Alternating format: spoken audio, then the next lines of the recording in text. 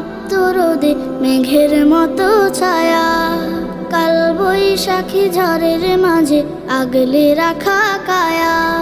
বাবা মানে সন্তানের নিরাপত্তার চাদর, জীবন জুড়ে ভালোবাসা ফুরন্ত আদর। বাবা,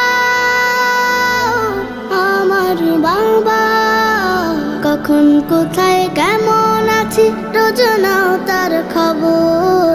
কখন কোথায় কেমন আছি রোজ নাও তার খবর।